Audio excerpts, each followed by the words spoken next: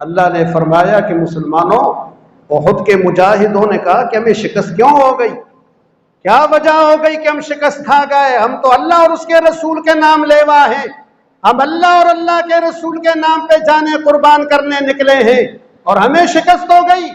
اللہ تعالیٰ نے جواب میں فرمایا وَلَقَدْ صَدَقَكُمُ اللَّهُ وَعْدَهُ، اللہ نے اپنا وعدہ سچا کر دیا۔ اللہ کا وعدہ تھا کہ تمہیں فتح دے گا، تمہیں کامیابی دے گا، اللہ نے اپنے وعدے کو سچا کر دیا، اس نے تمہیں فتح دے دی، مگر اس فتح کو شکست سے تم نے بدل دیا۔ اللہ نے نہیں بدلا، فتح کو شکست سے تم نے بدل دیا۔ کیوں بدل دیا؟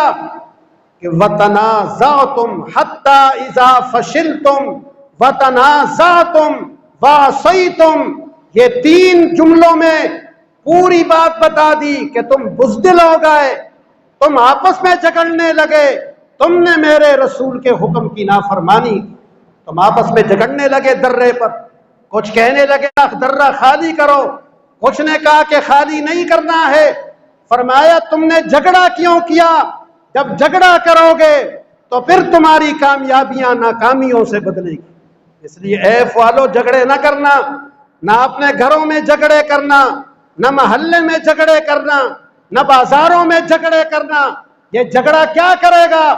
یہ جھگڑا کامیابیوں کو ختم کر دے گا اور ناکامیوں سے دوچار کرے گا۔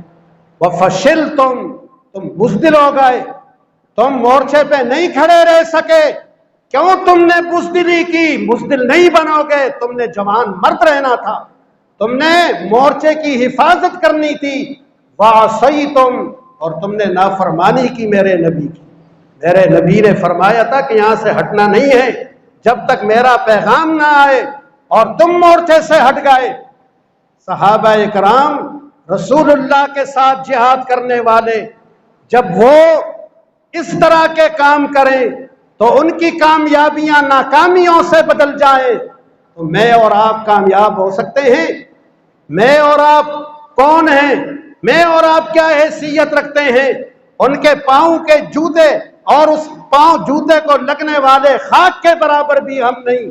اللہ تعالیٰ نے فرمایا کہ جھگڑے کرو گے، بزدلیاں دکھاؤ گے اور میرے نبی کی نافرمانیاں کرو گے تو فتح تو دور کی بات ہے، جو فتح ہے وہ بھی تمہاری شکست میں بدلے گی۔ اس لیے شکست میں بدل گئی۔ اب مسلمان شکست کھا گئے۔ خالد ابن ولید اسی درے سے اپنا دستہ لے کے آئے جو درہ مسلمانوں نے خالی کر دیا تھا، وہیں سے حملہ آور ہو گئے پیچھے سے۔ مسلمانوں کو پتہ ہی نہیں کہ کہاں سے حملہ ہو گیا، اور اب مسلمان کوئی بھاگ رہا تھا، کوئی پہاڑوں میں اپنی جان چھپا رہا تھا، رسول اللہ نے قدم پیچھے نہیں ہٹایا۔ حضور ایک قدم پیچھے نہیں ہٹے، آپ سے بڑھ کر کسی ماں نے بہادر نہیں جنا، آپ اپنی جگہ پہ کھڑے تھے۔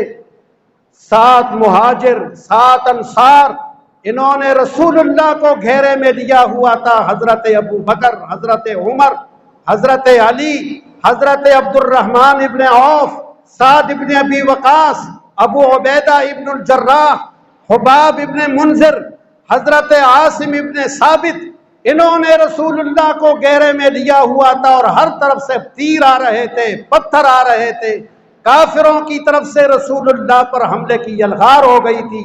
انہوں نے رسول اللہ کو ختم کرنا تھا، ان کا ہدف، ان کا نشانہ مسلمان نہیں تھے، ان کا ہدف اور ان کا نشانہ محمد الرسول اللہ تھے کہ انہیں ختم کرنا ہے۔